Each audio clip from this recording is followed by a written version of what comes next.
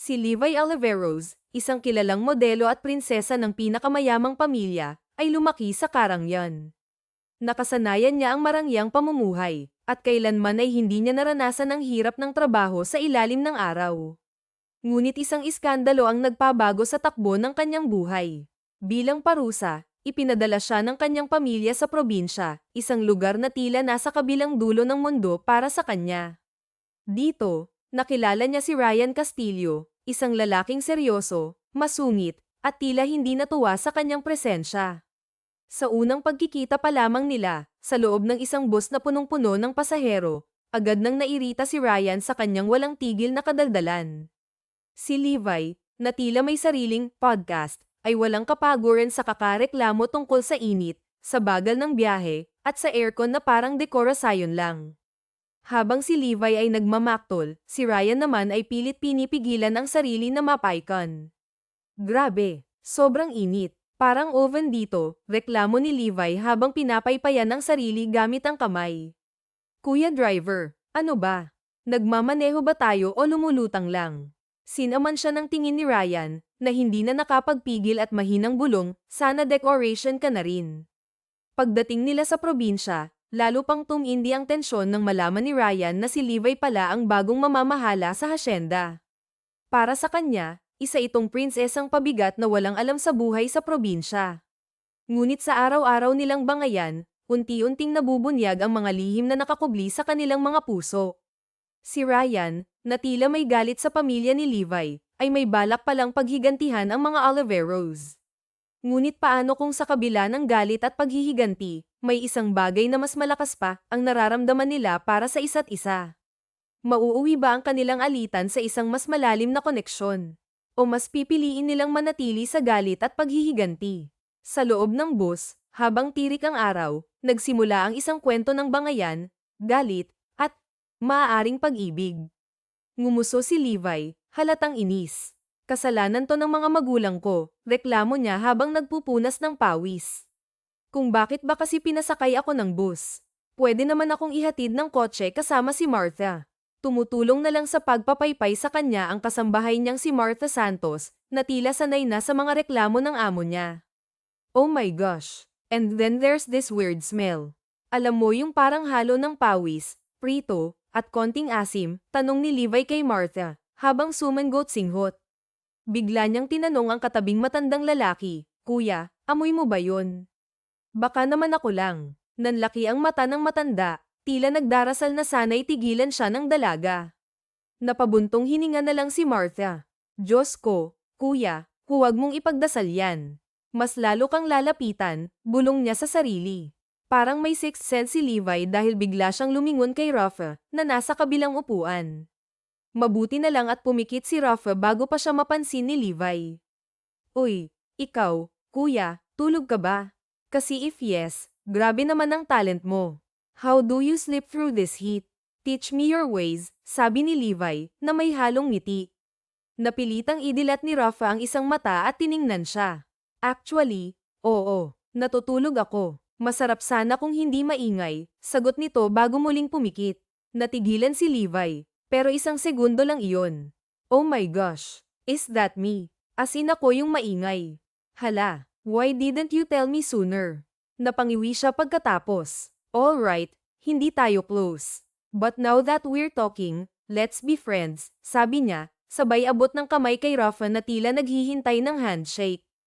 Tinitigan lang siya ni Rafa. Deadma, nilagyan nito ng earphones ang magkabilang tenga at iniwas ang tingin. Napakunot noo si Levi. You're so mean to me. Akala ko naman magiging friend na kita, reklamo niya. Biglang umalag ang bus, tumigil, at biglang yumandar ulit. Si Levi, na nakahawak sa upuan, ay muntik ng sumubsob. Sa isang iglap, hawak na ni Rafa ang siko ni Levi. Oops, hawak-hawak ka dyan, baka mahulog ka sa charm ko niyan, kuya. I don't crash back, okay. Dibdibin mo na lang muna yan, sabi ni Levi, sabay hawi ng buhok na parang artista. Binitawan agad ni Rafa ang siko ni Levi. Mas gusto ko pang mahulog sa bangin kesa mahulog sa'yo, malamig na sagot nito. Natawa si Levi, pero mukhang hindi siya na-offend. Alam naman niya, Deep inside, na may crush ito sa kanya, tinatago lang. Ilang minuto pa ang lumipas, hindi na napansin ni Rafa na hawak na lang niya ang earphones niya at nakikinig na siya sa kwento ni Levi. So basically, I decided na mag-move on sa province kasi gusto kong mag-start fresh, you know. Change of scenery, slow life vibes, sabi ni Levi, na parang nagmamonologue. Pero ang totoo, pinatapon talaga siya ng magulang niya doon. Mukha kang ang mabagal, sagot ni Rafa, na lalong nagpahaba sa nguso ni Levi. Grabe ka naman, as in ang mean mo ha. Pero fine, sige, I'll let that slide kasi baka yun lang talaga ang kaya mong sabihin. I forgive you, sabi ni Levi, sabay ngiti na parang Miss Universe. Sa lahat ng pwedeng ipamana ng Daddy Cadence niya, ang pagiging madaldal talaga ang nakuha niya. Samantalang ang pagiging maarte naman ay namana niya sa mommy niya. Wala man lang magandang pinamana ang mga ito maliban sa ganda niya. Hindi naman ako humihingi ng tawad, sagot ni Rafa, pero parang wala lang iyon kay Levi. Mas lalo pa niya itong hinarap. Ikaw, what is your kwento ba? Ba't ka pupunta sa probinsya? Tanong ni Levi. Sa unang pagkakataon, natahimik si Rafa. Bamantong hininga ito at tumalikod. Napakamot ng ulo si Levi at hinayaan na lang ito. Biglang bumagal ang bus at sumilip ang ilang pasahero sa bintana. Anong nangyayari, Manong? Tanong ni Rafa sabay tayo. Si Levi ay sumilip din sa bintana at nanlaki ang mga mata. Oh my gosh, is that a cow in the road? That's so cute, mahinang tili niya. May isang malaking baka na nakahiga sa gitna ng kalsada. Chill lang, parang may existential crisis. Ngayon lang talaga siya personal na nakakita ng baka. Kuya driver, talk to the cow, please. Malay mo may pinagdadaanan lang siya, biro niya habang nakatingin sa baka na ayaw talagang gumalaw kahit anong gawin ng mga tao. Tumayo si Levi at lumapit sa driver. Kuya, gusto mo ba akong subukan? Maybe I have cow whispering powers, sabi niya na may kumpiyansa. Nagkatinginan ang mga pasahero. Si Rafa, napailing na lang. Diyos ko, huwag na. Baka lalo tayong ma-stranded, sabi niya ng kunot noo. Pero mas mabilis si Levi kaysa sa common sense. Bumaba siya ng bus at lumapit sa baka. Hello, cow. Naiintindihan kita, mahinang bulong ni Levi habang dahan-daang hinihimas ang ulo ng baka. Minsan gusto ko rin lang humiga at magpahinga sa gitna ng daan. Pero bawal daw, dagdag pa niya, may halong lungkot sa boses. Pinagmamasdan niya ang malaking hayop na tila walang pakialam sa mundo. Pero ikaw, baka naman pwedeng lumipat ka lang kahit konti.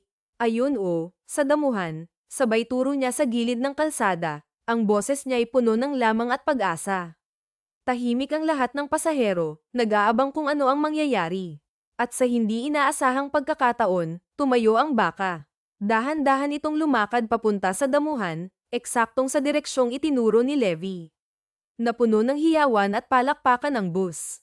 Pagbalik ni Levi sa loob, masayang ngumiti ang driver. Aba, ang galing mo, iya, natatawang sabi nito. Masayang nagbaw si Levi, parang artista sa entablado.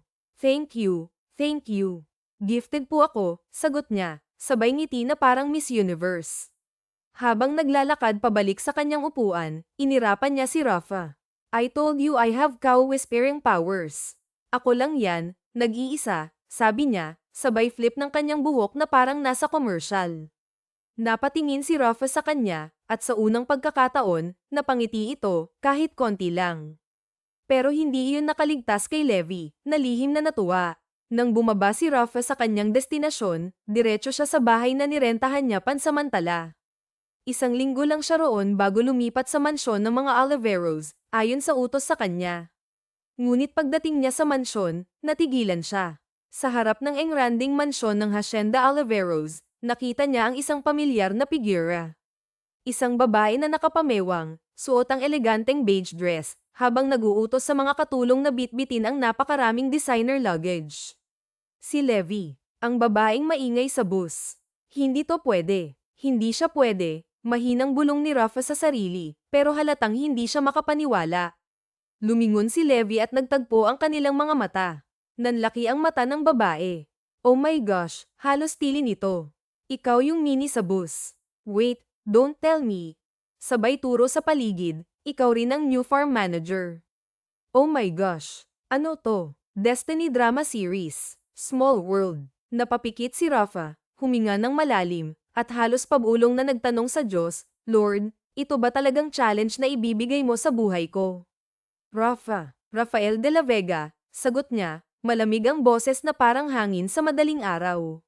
Napangiti si Levi, bahagyang napailing. Fine, fine. So, ano na ang una kong gagawin?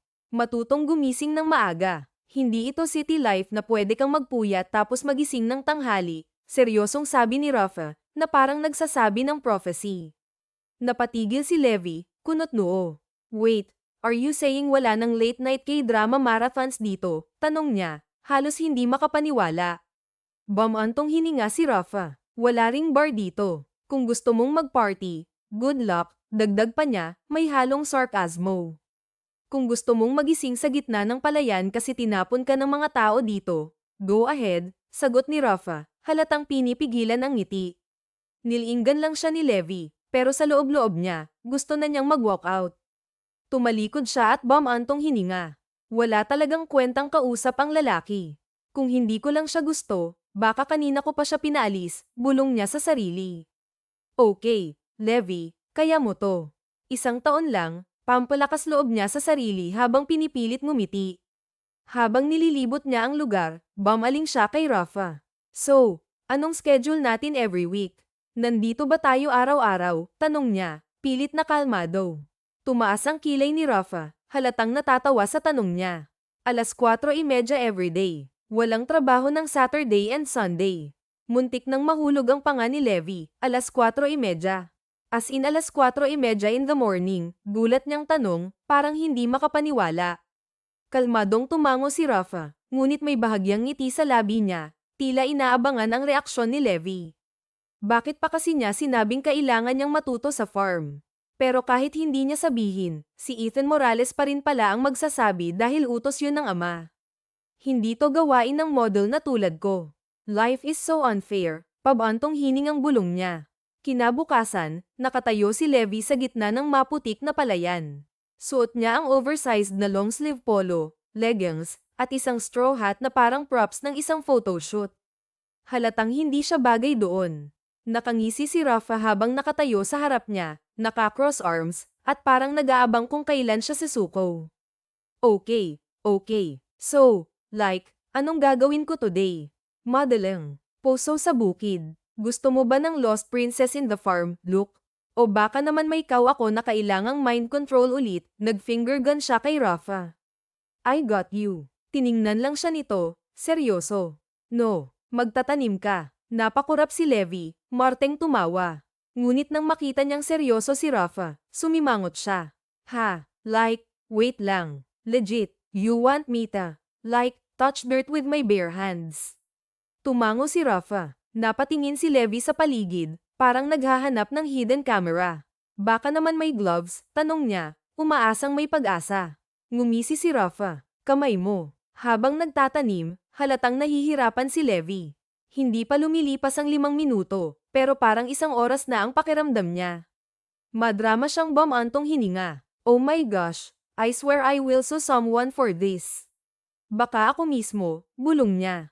Lumapit si Rafa, tinitingnan ang ginagawa niya. Napakunot ang noo nito. Ano yan? Inis na tumingala si Levi.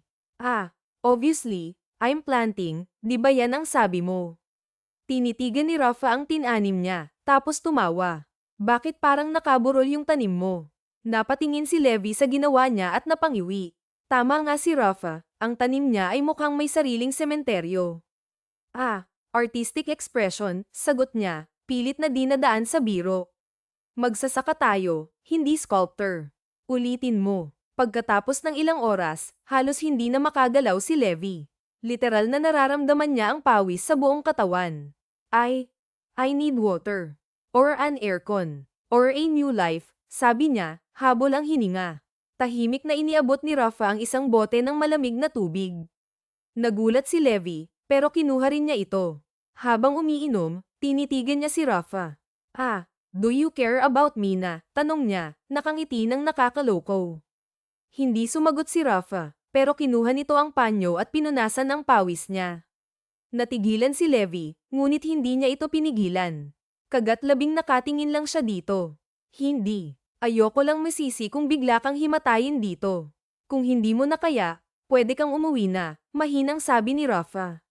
Sinimangutan siya ni Levi. Rude. Tay, anong specialty ng senyorita to? Tanong ni Rafa, habang nakatingin kay Ethan Morales na tila nag-aabang ng sagot. Napakunot ang noo ni Levi sa sagot ni Ethan. Mag-utos, sagot nito, na may bahagyang ngisi. Hoy, you're so rude, Ethan Morales. You should be on my side, not him, galit na sabi ni Levi, sabay abot ng kutsara kay Rafa. Tikman mo to. Ayaw sana ni Rafa, pero nang makita niyang sinaman siya ng tingin ni Levi, napabuntong hininga ito. Nag-aalangang kinuha ang kutsara at samubo. Bigla itong napatigil, nanlalaki ang mata. Napangiti si Levi habang inaabangan ang reaksyon nito. So, masarap ba? Tanong niya, puno ng kumpiyansa. Nakatulala si Rafa, hindi alam kung lulunok o idudura. Tubig, sabi nito, halos pabulong. Napataas ang kilay ni Levi. Water, for what? To balance the taste, sagot ni Rafa, sabay taas ng kamay na parang naghahanap ng tulong. Parang mamamatay na yata ako. Tubig kasi nalulunod ako sa alat. Tinulak ni Levi si Rafa, halatang naiinis. Grabe ka, napaka-drama mo. Hindi naman ganyan kalat. Gusto mo lagyan natin ng asukal. Napaatras si Rafa, halatang natatawa. Huwag, baka maging dessert na to. Sa mga sumunod na araw, ganito pa rin ang eksena ng dalawa. Habang nagtatanim ng gulay, todo effort si Levi sa pagsunod sa mga instruction na napanood niya sa YouTube kagabi. Pero sa tabi niya, si Rafa ay tahimik na pinagmamasdan siya, halatang inaabangan kung kailan siya magkakamali. Hindi ganyan, puna ni Rafa, malamig ang tono. Napasimangot si Levi. Excuse me, nagtatanim lang ako, hindi ako nagbubuo ng robot. Mali pa rin. Hindi pwedeng sobrang dikit ang pagtatanim mo ng talong. Bakit? Kasi sa dami ng pwedeng itanim, talong pa ang naisip mo. Napatingin siya sa tinanim niya tsaka bumaling kay Rafa. Bakit? Magsasapakan ba sila? Dapat ba may social distancing? Napabuntong hininga si Rafa at lumuhad para ayusin ang tanim niya. Huwag ka nang magtanong. Sumunod ka na lang. Nagmamarunong ka pa, pagrare lang naman ang alam mo. Habang inaayos nito ang tanim niya, bigla siyang natulala. Ngayon niya lang napansin kung gaano kalapit ang mukha ni Rafa sa kanya. Ang pawisan pero makinis nitong balat ay malaya niyang nakikita. Napalunok siya. Wow, the farm boy is kinda cute din pala. I know he's handsome, but not that cute. Why? Bulong niya sa sarili. Tumingala si Rafa at nahuli siyang nakatitig. Ano? Nagulat siya at agad na umiwas. Wala. Sabi ko lang, ang pangit ng pagtatanim mo. Napangisi si Rafa at ginulo ang buhok niya. Piken. Napalunok si Levi dahil sa ginawa nito. Ramdam niya kasi ang lakas ng tibok ng puso niya. Isang araw, dinala siya ni Rafa sa palengke para mamili ng fresh produce. Ngunit mukhang mali yata ang desisyon niyang sumama. Pagdating nila, agad siyang sinalubong ng amoy ng isda, karne, at gulay, isang kakaibang karanasan para sa isang taong sanay sa air-conditioned grocery stores. Nakasimangot na tinakpan niya ang ilong. Okay, Rafa, bakit parang mas malala to sa V-section ng supermarket? Kasi hindi to supermarket, palengke to. Kung gusto mo sa supermarket, bumalik ka sa Manila. Napairap siya. Fine. Pero ikaw ang mamili. I don't want to touch. Biglang tinulak siya ni Rafa sa fish stall. Nanlalaki ang mata niyang tiningnan ito. Sige nga, pili ka ng fresh na isda, turo nito. Tumingin si Levi sa harap niya at nakita niya ang isang tray ng isda na nakatingin din sa kanya. Takot na napaatras siya. OMG, may mata pa siya. Bakit siya nakatingin sa akin? Look, Rafa. Hinayla niya ang damit ni Rafa. Natatawang hinawakan ni Rafa ang kamay niya. Dahil isda siya, pili ka na. Napatingin siya sa tindera at kinunutan nito ng noo, hindi makamove on doon sa isda. Ate, pwede niyong hindi ako titingnan. Napailing si Rafa, hinayla siya nito sa tabi, at ito na mismo ang pumili ng isda. Habang binabalot ng tindera ang isda, narinig niya ang boses ni Rafa. Hi, city girl. Sinimangutan niya ito, farm boy. Pero habang naglalakad sila paalis ng palengke, hindi napansin ni Rafa na hawak ni Levi ang dulo ng kanyang t-shirt para hindi maligaw. Matapos ang isang mahabang araw sa bukid, naupo si Levi sa ilalim ng isang puno, pawisan at lantang gulay. Lumapit si Rafa at may dalang malamig na buko juice. Walang sabi-sabi, iniabot ang juice sa kanya. Inom. Nagulat si Levi pero kinuha rin niya. Tinitigan niya ito. Oh, do you care about me na? Napakunot ang noo ni Rafa. Shut up. Ayoko lang na mag-collapse ka at ako pa ang sisihin. Umiirap siya ngunit kita din ang ngiti nito. Iyon ang laging dahilan mo. Sure, sasabihin ko kay Ethan Morales na concerned ka sa akin. Tumingin ito sa malayo, kita ang pag-aalangan ni Rafa kaya bumantong hininga pa ito. May sinabi ito na hindi niya narinig. Ha, what? Tanong ni Levi. Wala, sagot ni Rafa, sabay tayo. Gumising ka ng maaga bukas, baka matuto ka ng maging tunay na helper. Habang tinitingnan ni Levi ang papalayong si Rafa, napangiti siya. Gusto tuloy niyang pabalaykan si Rafa para titigan lang. Ha, cute nga. Simula noon, mas lalong nagkalapit ang dalawa, kahit laging nagbabangayan. Isang gabi, kakarating lang ni Rafa sa mansyon matapos ang mahabang araw sa bukid. Didiretso sana ito sa kwarto nang biglang sumulpot si Levi sa harap nito. Nakapajama na siya at mukhang may gagawing hindi maganda. Nakangiti siya habang hawak ang remote ng TV. Hoy, Mr. Farm Boy. Since nandito ka na sa mansyon, you have no excuse. Manood tayo ng movie, sabi ni Levi. Napakunot noo si Rafa. Movie? Anong movie? Ayoko. Sumimangot si Levi. Oy, don't be such a KJ, ha? Horror movie to, pero promise hindi ako matatakot. Actually, ikaw nga dapat ang matakot kasi baka sumigaw ako sa tenga mo, sabay bungis-ngis nito. Napailing si Rafa at naglakad palayo. Pass. Ayok kitang kasama. Sumugod si Levi sa harapan nito at hinawakan pa ang kamay nito. No, no, no, no, no, no. Hindi ka pwedeng tumanggi. Dito ka na nakatira. So house rule ko, bawal ang KJ. Kailangan mo akong samahan. Period. Hila-hila niya pa ang kamay nito. Napabuntong hininga si Rafa. Walang nagawa. Fine. Ang kulit mo. Umupo si Rafa sa couch, pero halatang wala itong gana. Nagsimula na ang pelikula. Tahimik lang si Rafa, samantalang si Levi ay abala sa pagkain ng popcorn. Minsan pa niyang sinubuan si Rafa, na kinain naman nito ang bawat pagsubo niya. Maya-maya, nagsimula na ang scary part. Biglang napaatras si Levi, sabay yakap ng throw pillow sa tabi niya. Okay, medyo nakakatakot nga, bulong niya.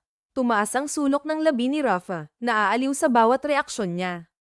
Tuloy, nasa dalaga na ang buong atensyon niya at wala na sa pinapanood. Akala ko ba hindi ka natatakot? Tanong ni Rafa. Ngumuso si Levi at inirapan ito. Excuse me, hindi ako takot. Mas nagulat lang ako. Okay. Hindi pa man natatapos ang pag-uusap nila, biglang lumabas ang isang jump scare sa screen. Napatalon si Levi at napasigaw dahil sa takot. Oh my God, Daddy, Mommy, sabay kapit kay Rafa. Natulala si Rafa. Nakasandal si Levi sa kanya, sobrang lapit ng mukha nito sa dibdib niya, halos yakapin na nga siya. Hindi ka takot, ha? Tanong ni Rafa. Natigilan si Levi at mabilis na bumitiw dito, nagkunwaring kalmado. Hindi nga, nadulas lang ako. Ang dulas ng couch. Natatawa na lang si Rafa. Hinayaan niya ito kung ano ang gagawin nito sa kanya. Hindi siya nagreklamo kapag hahawak o yayakap man ito sa kanya. Nagpatuloy sila sa panonood, pero hindi pa tapos si Levi sa kakulaitan niya.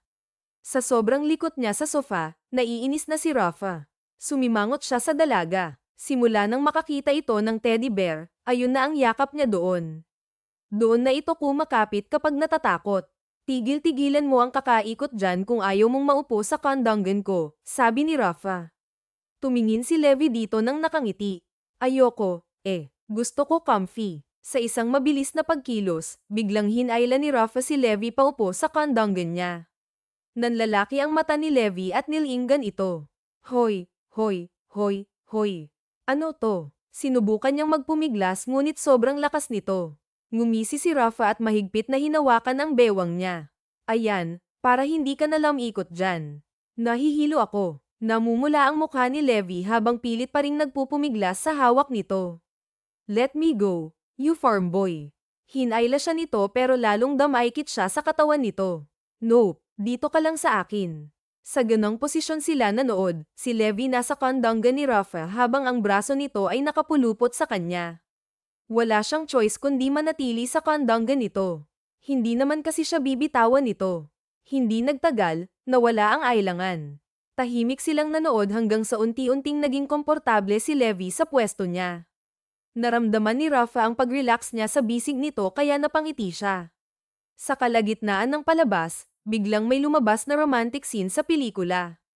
Hindi napigilan ni Levi na mapatitig sa screen. Oy, ang sweet naman nila. Pero horror ang pinapanood namin, bulong niya.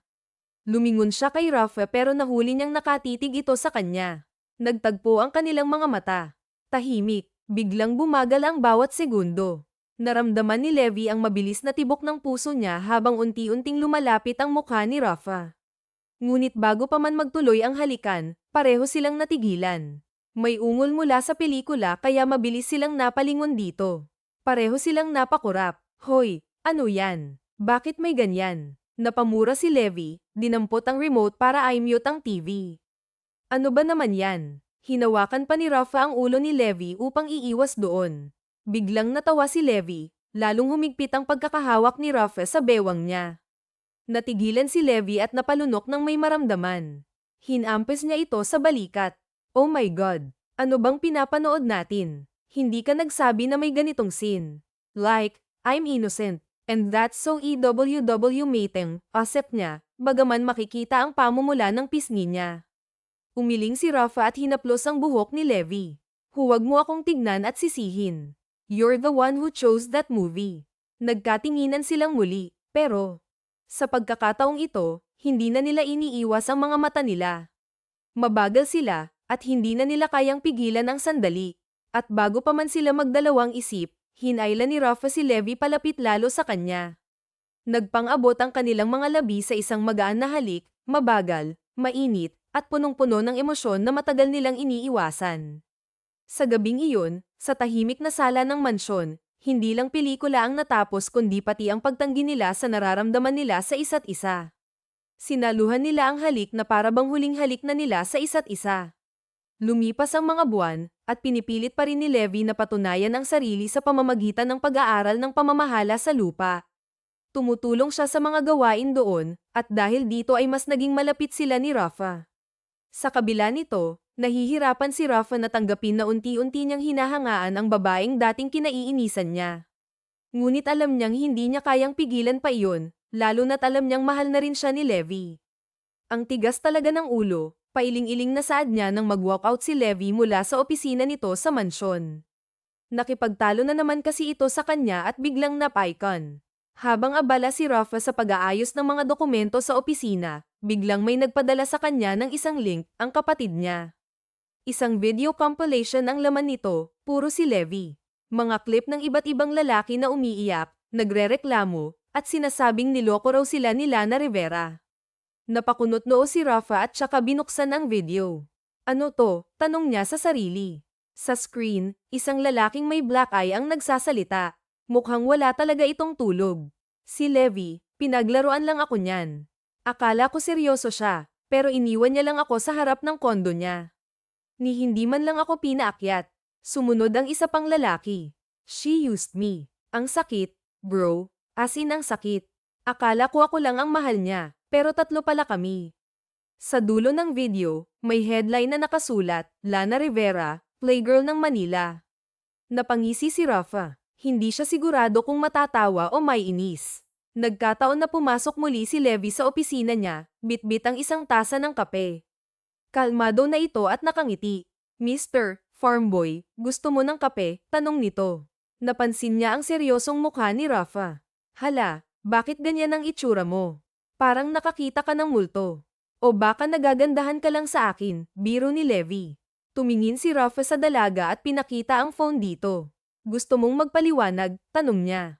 Tumingin si Levi sa screen tsaka bumantong hininga. Wala ba talaga itong alam tungkol sa akin? Tanong niya sa sarili. Napataas ang kilay ni Rafa. Oo, so nalaman mo na pala. Congrats. Ikaw na lang yata ang last person on earth na hindi alam yan. Nilapag niya ang tasa sa mesa at nagpatuloy sa pagtitig kay Levi. Totoo ba to? Tanong ni Rafa. Umupo siya sa harap ng desk at hindi man lang iniwas ang tingin dito. Well, depende kung anong totoo para sa'yo, sagot ni Levi. Inis na tumaas ang kilay ni Rafa. Niloko mo talaga sila. Ayaw niyang maging tonong disappointed, pero iyon ang nararamdaman niya. Malakas na tumawa si Levi. Technically, yes, sagot nito tsaka nagkibit balikat. Pero kung ang ibig mong sabihin ay ginamit ko sila for fun, no. I'm not like that. Hindi nagsalita si Rafa. Nakatingin lang siya kay Levi, nakikinig sa sasabihin nito. Naglakad si Levi patungo sa sofa. Pagkatapos, hinayla siya ni Rafa paupo sa hita nito. Sumandal na lang siya habang nakapalibot ang mga braso ni Rafa sa kanyang bewang. Huminga siya ng malalim. Listen, lahat ng yan, they deserve it. Lahat sila babero. Lahat sila may niloko ring babae. Ginamit nila ako, fine.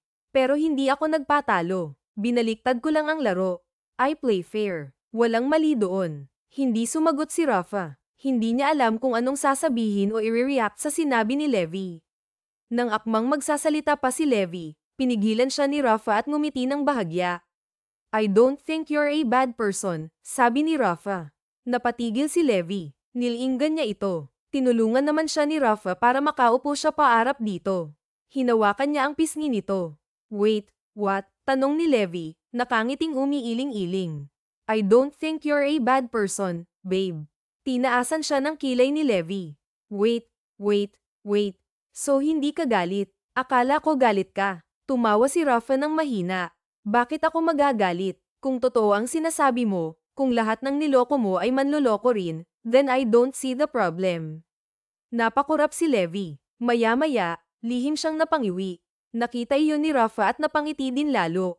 Naramdaman ni Levi ang paghaplos nito sa kanyang bewang na siyang nagbigay sa kanya ng kiliti. Teka lang, hindi ako sanay sa ganitong reaksyon, pabulong na saad niya.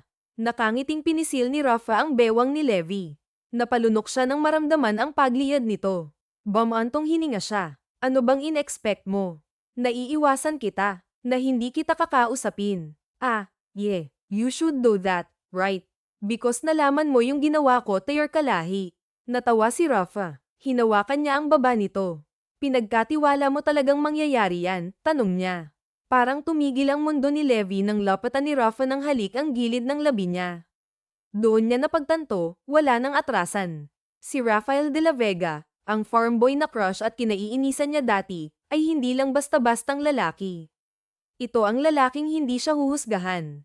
At sa kauna-unahang pagkakataon, natakot si Levi dahil baka ito na nga ang lalaking magpapabago ng tuluyan sa isang Lana Rivera. Matapos ang nangyaring iyon sa kanila, inamin ni Rafa ang nararamdaman nito. Hindi siya makapaniwala na kasintahan niya na ito. Sa lahat ng naging karelasyon niya, doon niya nasabing seryoso na talaga siya. Dahil alam niyang hindi katulad ng mga dating karelasyon niya si Rafa, iba ito. Ramdam niya na seryoso din ito sa kanya. What happened to him kaya? Mahinang tanong niya. Madaling araw na, pero gising pa rin si Levi. Hindi siya mapakali. Ilang araw na niyang napapansin si Rafa na parang laging may malalim na iniisip, laging may kausap sa telepono na hindi niya marinig ng buo. At bilang isang natural na chismosa at investigative queen, hindi siya makatiis. Kaya heto siya ngayon, nakapasok sa kwarto ni Rafa. Naghalughog ng gamit nito habang mahigpit na nakapikit ang isang mata dahil nagigilty siya kahit papaano. Levi, anong ginagawa mo? Is this even legal? Bulong niya sa sarili, pero hindi niya mapigilan. Kapag may hindi siya alam, kailangan niyang malaman. Binuksan niya ang isang drawer at may nakita siyang lumang envelope. Luma at gusot na mga papeles, may mga financial statements, legal documents, at isang lumang litrato ng isang batang lalaki na nakatayo sa harap ng isang malaking bahay. Tumingin si Levi sa paligid bago binasa ang isang papel. De La Vega Corporation, foreclosure notice. Wait, what? Napakunot ang noo niya. Ano tong mga to? Pero bago pa niya masagot ang tanong niya, biglang bumukas ang pinto. Anong ginagawa mo dyan? Matalim ang boses na tanong ni Rafa. Gulat na napalingon si Levi at muntik ng matamba dahil sa biglang paglingon niya. Kinakabahan siya pero nagkunwaring kalmado. Oh my gosh, babe, you scared me. Dumiretso ang tingin ni Rafa sa mga papel na hawak ni Levi. You shouldn't be touching that, sabi nito. Tumingin siya kay Levi, nakataas pa ang kilay. Okay, okay. I know I invaded your privacy. Pero bakit may mga documents ka about a foreclosure? At sino tong batang to? Pinakita niya ang litrato kay Rafa. Nagkatinginan sila. Ilang segundong katahimikan ang namayani hanggang sa lumapit si Rafa at marahang kinuha ang papel mula sa kamay niya. That boy is me, sabi ni Rafa. Natigilan si Levi. Nagsalubong ang kilay niya, niyuko ang litrato, at napalunok habang nakatingin dito. Wait, what? Tanong niya.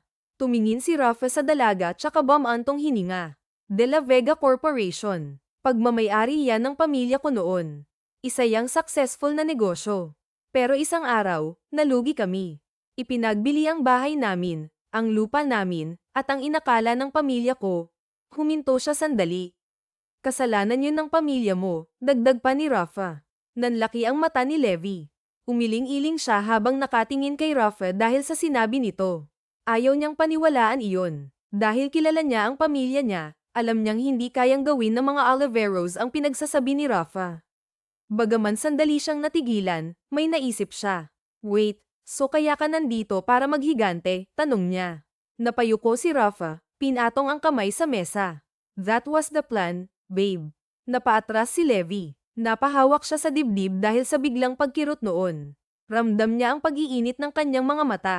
Oh my gosh, sabi niya. Tinitigan siya ni Rafa, hinawakan ang kamay nito, tsaka ay nalalayan pa upo sa kama. Mas hinapit pa siya nito palapit sa katawan nito. Yes, nandito ako para pabagsakin ang Hacienda Oliveros. Gusto kong makita kayong bumagsak. Gusto kong maramdaman nyo yung mawalan ng lahat, gaya ng nangyari sa amin. Plano ko ang lahat ng iyon, Levi. Nanlamig ang katawan ni Levi. Pero sa halip na matakot, kumulo ang dugo niya sa inis. Kinarat niya si Rafa, pero hinuli nito ang kamay niya. Hindi niya alam kung bakit, pero hindi man lang niya maramdaman ang matinding galit dito. Nagtaas siya ng kilay at lumapit lalo kay Rafa. So let me get this straight. Pinahirapan mo ako sa bukid, pinagtanim mo ako sa initan, pinadala mo ako sa palengke, para lang gantihan ng pamilya ko, tanong niya. Tahimik lang si Rafa pero hindi umiwas ng tingin sa kanya. Lalo siyang nakaramdam ng inis. Hinampes niya ito sa braso. OMG, Rafael. So all this time you were just using me, tanong niya. Mabilis na umiling-iling si Rafa. No, hindi ikaw ang dahilan, at least, not at first. Hindi ka kasama sa plano kasi hindi ko naman alam na pupunta ka dito. Ang plano ko lang ay kontsabahin at paniwalain ang mga farmer nyo, mga nagtatrabaho sa mga Oliveros, na masama kayo. Kunin ang loob nila para pabagsakin kayo. Pero habang tumatagal, imbis na gawin yung mga plano ko, nakikita ko ang sarili kong tinutulungan kang magbago. Nawawala iyon sa isip ko, sabi ni Rafa habang hinawakan ang kamay ni Levi bago pa ito makatayo. Babe, nung una, oo, galit ako. Pero habang tumatagal, tumigil siya, huminga ng malalim, at tiningnan si Levi. What? Tanong ni Levi. Tiningnan siya ni Rafa, mas lamambat ang tingin nito ngayon, may halong lamang. Habang tumatagal, hindi ko na kayang gawin ang dapat kong gawin. Napakunot ang noo ni Levi. Anong ibig mong sabihin? Tanong niya. Hinawakan ni Rafa ang mukha ni Levi, pinagmasdan siya. I can't hurt you, Levi. Hindi kita kayang saktan. Natigilan si Levi. Para bang biglang lamambat ang puso niya at nawala lahat ng inis niya. Nagkatinginan sila ni Rafa, parehong hindi sigurado kung ano ang susunod na sasabihin. You can't hurt me. What does that even mean? Rafa, mahinang bulong niya, kahit na alam din naman niya ang dahilan. It means kahit anong plano ko noon, hinding-hindi ko iyon gagawin. Dahil mahal kita, Lana Rivera. Muli, natigilan si Levi. Gusto niyang magalit, gusto niyang sigawan si Rafa sa ginawa nito. Pero bakit parang hindi niya magawa? Dahil ba mahal niya ito? Pero pamilya niya ang pinagbintangan nito. Gusto niyang umiyak, ngunit alam din niyang sa huli ay babalik din siya dito. Akmang magsasalita siya nang may kumatok. Biglang sumilip ang isang kasambahay sa pinto. Senyorita Levi, kailangan ka po sa labas. May problema po sa taniman, sabi nito. Napatingin si Levi kay Rafa. Bigla siyang nataranta. Tumayo silang pareho. Bago lumabas ng kwarto, sinaman ng tingin ni Levi si Rafa. We're not done talking. Mag-uusap ulit tayo mamaya. Hindi pa ako tapos sa'yo, saad niya. Tumango-tango naman si Rafa at hinawakan nito ang kamay niya. Pero alam niyang hindi pa dito natatapos ang lahat. Habang palabas sila ng kwarto, ramdam niyang may bumabagabag sa puso niya. Hindi ko inaakala na kaya palang baguhin ng pagmamahal ko sa'yo ang lahat ng plano ko. Alam kong mali ang paghihiganting iyon. Ngunit kung hindi ko iyon naisip gawin, hindi kita makikilala, babe. So I don't regret it. Mahal kita, at kaya kong kalimutan ang lahat ng iyon para sa'yo, rinig niyang sabi ni Rafa. Habang naglalakad, naramdaman niya ang mabilis na paghalik nito sa ulo niya. Hindi alam ni Levi kung ano ang sasabihin. Ramdam niya ang lakas ng tibok ng puso niya at ang pamumula ng pisngi niya. Alam niyang si Rafa lang ang tanging nakakagawa noon sa kanya. Sabay silang nagtungo sa taniman. May kaunting sunog doon at may iilang palay ang nadamay. Mabuti na lang at naaga pa nila. Pagkatapos nila doon, pagod silang umuwi. Ramdam ni Levi ang pangangalay ng hita niya at pananakit ng paa dahil sa tagal niyang pagtayo doon. Okay ka lang, babe? Tanong ni Rafa at saka ito ay nalalayan. Ngumuso siya at mangiyak-ngiyak na tinignan ng kasintahan.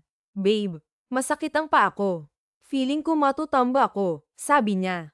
Humawak pa siya dito para makabalanse. Huminga ng malalim si Rafa at binuhat si Levi. I told you kanina na maupo ka muna. You are so hard-headed, sabi ni Rafa. Matapos ang seryosong pag-uusap tungkol sa nakaraan ni Rafa, mas lalo silang naging malapit sa isa't isa. Hindi na sila nagbabangayan tulad ng dati, o siguro nagbabangayan pa rin, pero may kasamang kilig at lamang. Maagang bumaba si Levi sa kusina, naka-shorts at oversized na t-shirt, habang inaamoy ang nilulutong sinangag ng isang kasambahay. Ngunit bago pa siya makalapit sa mesa, biglang may mainit na katawan na yamakap sa kanya mula sa likod. Masarap ba ang amoy? Paano kung sabihin kong mas masarap ako? Mahinang bulong ni Rafa sa tenga ng dalaga. Nanlaki ang mata ni Levi. Napangiwi pa siya pero natatawa dahil sa sinabi nito. Rafael, excuse me. Ang aga-aga ha. Hindi ko kinaya, sabi niya. Sinandal ni Rafa ang baba niya sa balikat ni Levi, hindi bumibitaw sa pagyakap. Mas lalo pang ang humigpit iyon.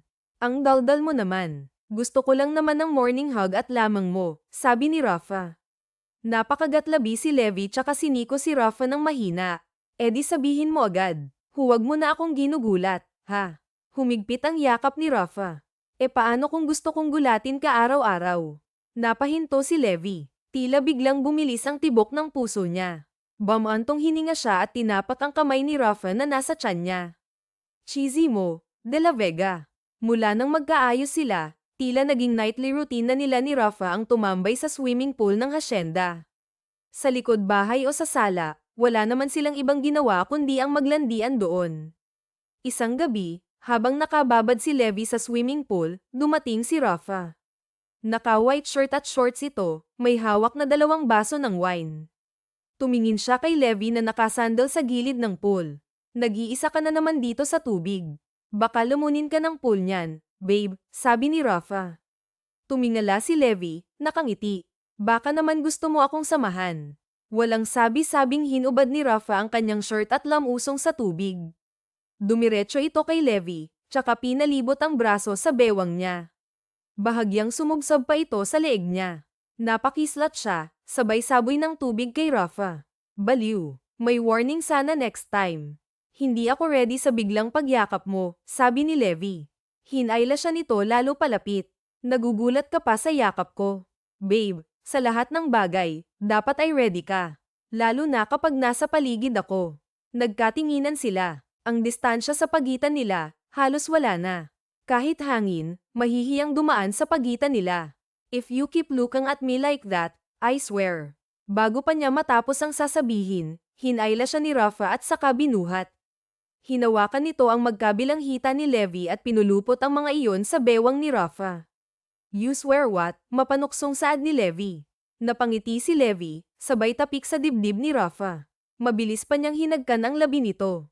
Wala akong sinabi. Let's just enjoy the night, okay? Ngunit sa totoo lang, paano niya may enjoy ang gabi kung nasa kandanggan siya ng isang lalaking dati ay gusto niyang sakalin? Pero ngayon, gusto na niyang halikan. Tila nabasa ni Rafa ang iniisip niya dahil unti-unti nitong inilapit ang mukha sa kanya. Sa ilalim ng buwan, sa gitna ng katahimikan ng hasyenda, tila wala nang natitirang distansya sa pagitan nila. Lumipas ang mga buwan at panahon. Kahit saan sa asyenda, parang magnet sila, sa kusina, sa taniman, sa swimming pool. Walang araw na hindi sila naglalambingan o naglalandian. Pero kahit anong lapit nila sa isa't isa, may isang bagay na hindi pa nila nagagawa, ang ipaalam sa pamilya Oliveros ang tungkol sa kanila. Kada linggo, bumibisita ang pamilya ni Levi para kamustahin siya, pero hindi pa sila umaamin ni Rafa. Hanggang isang araw, habang magkasama silang kumakain sa gazebo ng hasyenda, bigla na lang nagsalita si Levi. Rafa, I think it's time na ipakilala kita sa pamilya ko. Napatingin si Rafa sa kanya, tila hindi makapaniwala. Sigurado ka na ba? I mean, ready ka na bang ipaalam sa kanila na tayo na? Tumawa si Levi, sabay kurot sa tagiliran ni Rafa. Excuse me, ikaw ang dapat maging ready. Alam mo namang sobrang protective ng mga pinsan at mga tito ko. Like, super. Baka ipatawag ka pa sa isang interrogation room tapos ilawan ng spotlight. Napangiwi si Rafa. Ganun ba sila ka-strict? Umiirap si Levi nang makita ang reaksyon nito. Babe, you have no idea. Akala mo mafia family ang mga yun. So, good luck. Imbis na palakasin ng loob si Rafa, tinakat pa nga siya ni Levi. Kahit si Levi kasi ay hindi alam kung ano ang magiging reaksyon ng pamilya. Dumating ang araw na iyon sa mansyon ng mga Oliveros. Nakatayo sila, si Levi habang hawak ang kamay ni Rafa, na kahit sanay sa seryosong usapan, ay mukhang kinakabahan. Isa-isang pumasok sa dining hall ang mga lalaking Oliveros, ang mga pinsan ni Levi. Tila hindi lang sila basta dumating, pero may kasamang masasamang tingin kay Rafa. Okay, now I get it. Parang gusto nilang itapon ako sa asyenda at ibaon sa lupa, bulong ni Rafa, pilit na tumatawa. Lumapit si Levi sa kasintahan. Sabi ko sa'yo, di ba? Umupo sila sa hapagkainan. Tahimik lang si Rafa habang nakatutok ang tingin ng mga pinsan at ibang pamilya ni Levi sa kanya. Hanggang sa nagsalita si Cadence, ang daddy ni Levi. So, Raphael, right? Ano bang intensyon mo sa anak ko? Tanong nito. Tumaas ang kilay ng mga tito ni Levi habang nakatingin sa daddy ng kasintahan. Tumango-tango ang iba. Sumeryoso naman si Rafa, tumingin sa kanila ng diretso. Kahit kinakabahan, nilakasan niya ang loob. Mahal ko po si Levi, sagot niya. Nagsimula ng magbulungan ang magkakapatid na Oliveros. Napangiti si Levi, pero ang sunod na sinabi ng Tito Cloud niya ang nagpahinto sa kanya. At kung sasaktan mo siya, lagot ka sakin, sabi nito. Biglang tumikim si Rafa, pero hindi siya natinag. Hindi ko po siya sasaktan. Pero may isang bagay akong gustong sabihin po sa inyo. Ayokong ito ang maging dahilan para masira kami ni Levi. Napatingin si Levi kay Rafa. Hindi niya ine-expect na ngayon ito magsasalita tungkol sa nakaraan niya. Bamantong hininga siya at hinawakan ang kamay ni Rafa. Alam ko pong hindi ito ang tamang lugar, pero gusto kong sabihin ang totoo. Dati, nagalit po ako sa mga Oliveros dahil nawala ang negosyo ng pamilya namin at inakala namin kayo ang may kagagawan. Walang paligoy-ligoy na saad ni Rafa. Nagpalitan ng tingin ang pamilya ni Levi, pero tahimik lang silang nakikinig. Dahil sa galit na yun, nagdesisyon akong magtrabaho sa asyenda para hanapan kayo ng kasalanan o suran kayo sa mga magsasaka. Pero habang tumatagal, nagbabago ang plano ko. Binago ako ng pagmamahal ni Levi. At higit sa lahat, hindi ko din po kayang saktan si Levi dahil siya na ang naging mundo ko simula nang mahalin ko siya, dagdag pa ni Rafa. Nagtagpo ang mata nila ni Levi. Hindi alam ni Levi kung ano ang mararamdaman, lalo na't hindi niya inaasahan ang pag-amin ni Rafa sa kanyang pamilya. Pero bago pa siya makapagsalita, nagsalita na ang kanyang daddy, si Cadence de la Vega. Hindi ba kaya pamilyar ang apelyido mo? Anak ka ni Sebastian at Karina, hindi ba? Tanong nito. Tumango si Rafa. Kung yan ang iniisip niyo noon, naiintindihan ko. Pero gusto ko lang linawin na hindi ang pamilya namin ang dahilan ng pagkalugi ng negosyo ninyo. Dahil hindi namin gawain ang bagay na yan. Napatingin si Rafa sa mga ito, bahagyang natigilan pa. Umunat si Tito Midnight niya at tinitigan si Rafa. Matagal na kaming nag-iimbestiga tungkol dyan, at nalaman naming ibang tao ang may kagagawan. May nag-set up noon sa pamilya mo, pero hindi ito galing sa amin. Your dad and Cadence were business partners.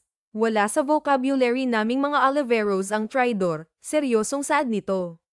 Nagpalitan ng tingin si Rafa at Levi. Nagkibit-balikat si Levi at nasabi na niya iyon kay Rafa. I told you, mabubuti ang pamilya ko. Mukha lang silang baliw, pero mapagkakatiwalaan sila, mahinang saad niya. Tahimik lang si Rafa bago huminga ng malalim. Hinaplos nito ang hita niya matapos siyang ngitian. Sa totoo lang, kahit hindi ko pa alam ang buong katotohanan, matagal ko nang binitawan ang galit na yun dahil kay Levi. Sandaling katahimikan ang namayani. Tumingin si Cadence sa kanyang mga kapatid bago tumango. Kung ganun, wala kaming magiging problema. Pero tandaan mo, Rafael de la Vega, isa lang ang bilin namin. Ano po yun, sir? Tanong ni Rafa. Sabay-sabay na nagsalita ang magkakapatid na Oliveros, na siyang mga tito ni Levi, at tiningnan siya ng seryoso. Huwag mong sasaktan ang bunsong babae ng mga Oliveros. Napangiti si Levi, tsaka mahigpit na hinawakan ang kamay ni Rafa. Mangiyak-ngiyak niyang tiningnan ang mga tito niya. Tumayo siya at niyakap ang mga ito isa-isa, nagpasalamat sa kanila. Nang makabalik sa pwesto, niyakap din siya ni Rafa. Sabay na napaubo ang mga Oliveros. Natatawang humiwalay si Levi. Ayan, okay na. Now that's settled, can we please eat? Gutom na ako, sabi ni Levi. Tiningnan niya ang mga ito na masayang nakipag-usap kay Rafa habang kumakain. Nakikipagtawanan sila, mukhang tanggap na nga nila si Rafa. At si Rafa naman ay sobrang saya. Alam niyang hindi lang niya nakuha ang tiwala ng pamilya ni Levi, nakuha rin niya ang puso nito ng buo at walang pag-aalinlangan. Doon sila nagstay ni Levi. Kinabukasan, hinayla siya ng mga pinsan niya palayo kay Rafa papunta sa garden ng bahay nila. Nakaupo sa gazebo si Levi kasama ang apat niyang maarte at babaeng pinsan, sina Sky, Lyra, Katana, at Danny Merrows, at ang dalawa niyang boy cousins na sina Cloudy, bunsong kapatid ni Lyra, at si Timothy. Lahat sila nakapalibot kay Levi, para bang isang interrogation ang nangyayari. V, hindi rin ako makapaniwala. Ikaw ang bunso sa atin, pero naunahan mo pa kaming magka-boyfriend. How unfair, sabi ni Danny habang nagmamaktol. Pinalipad ni Levi ang buhok niya na siyang tumama sa mukha ni Danny. And natural beauty, ganyan talaga. Hindi na kailangan ng filter, inis na wika ni Levi. Wait, how sure are we na hindi lang yan another Playboy face movie? Tanong ni Katana, sabay taas ng kilay. Napanganga si Levi, hawak ang dibdib kunwari nasaktan. Excuse me, this is serious, okay. Si Rafa na talaga, siya na ang forever ko. I feel it na talaga, nakangiting sabi niya, sabay sandal sa balikat ng pinsan niyang si Timothy, na agad siyang inakbayan. Babanggasan ko yun kapag sinaktan ka, I feel he's masungit to other girls. Well, nasa hapag siya kanina, never siyang sumulyap sa aming mga girls.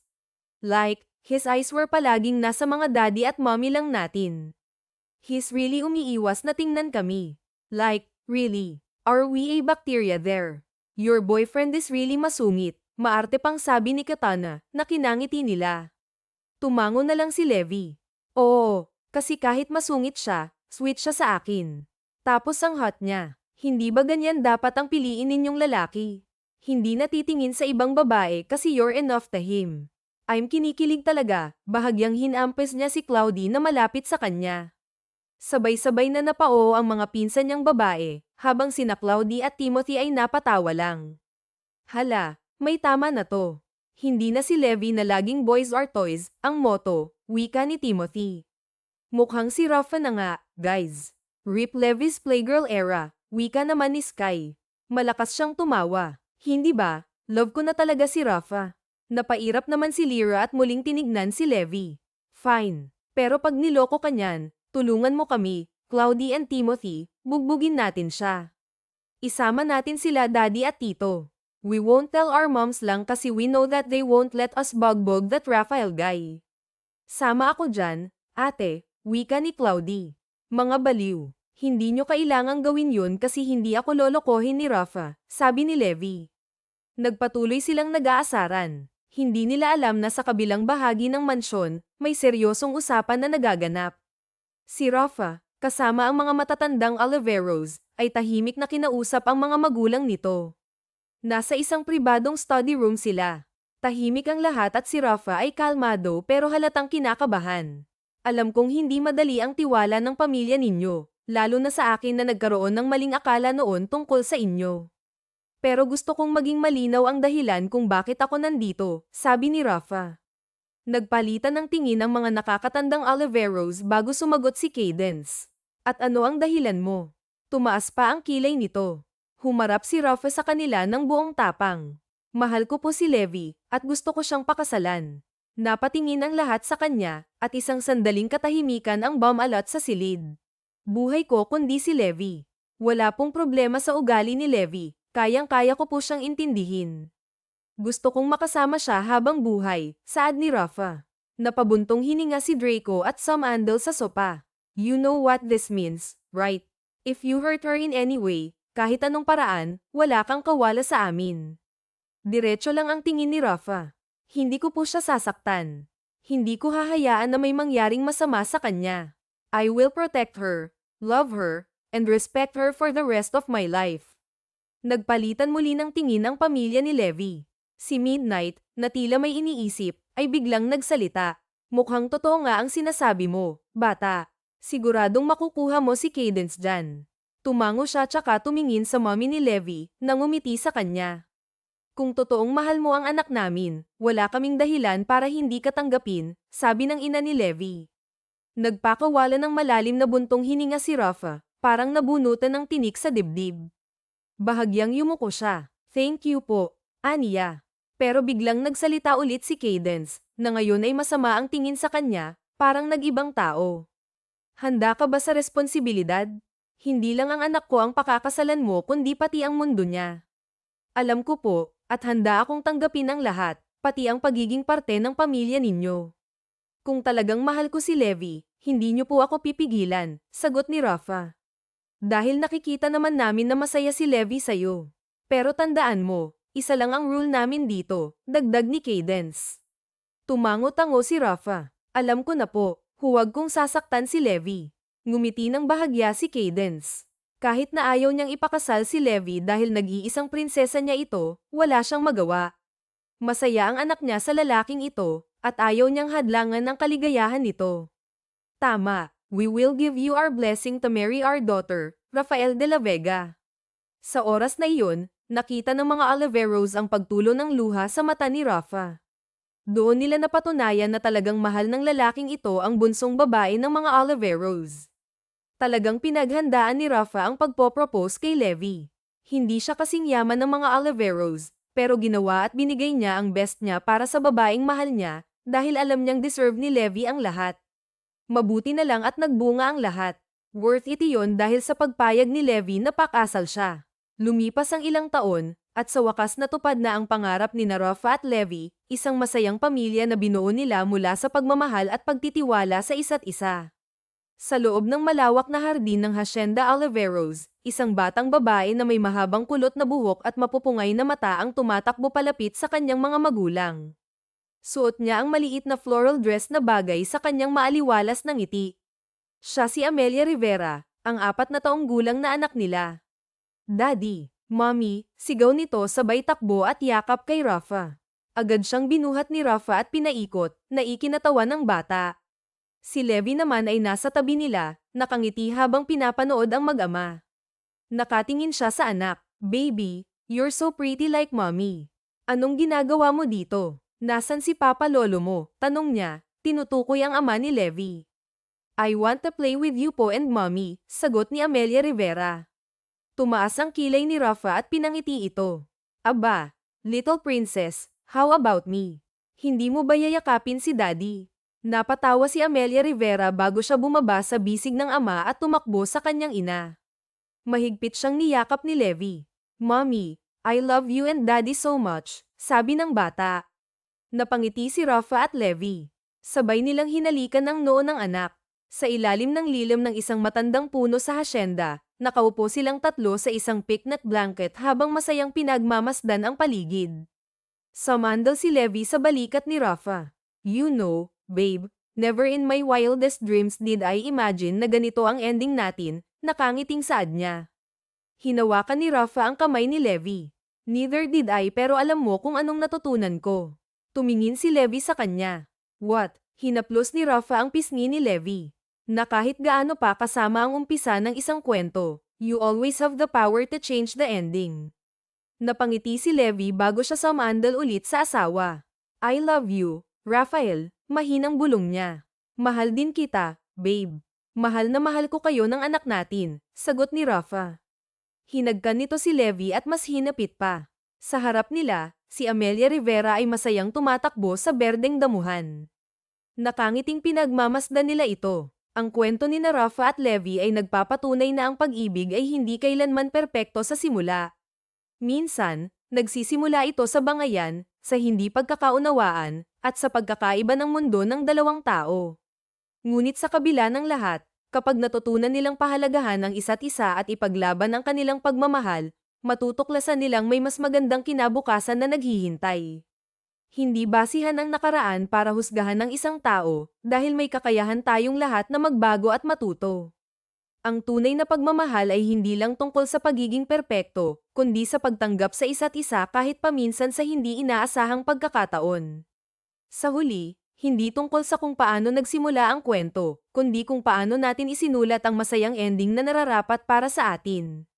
Wakas. Maraming salamat po sa inyong pakikinig sa kwentong ibinahagi namin ngayong araw. Muli, ito po ang Tales of Siren, at hanggang sa ating muling kwento, maraming salamat po.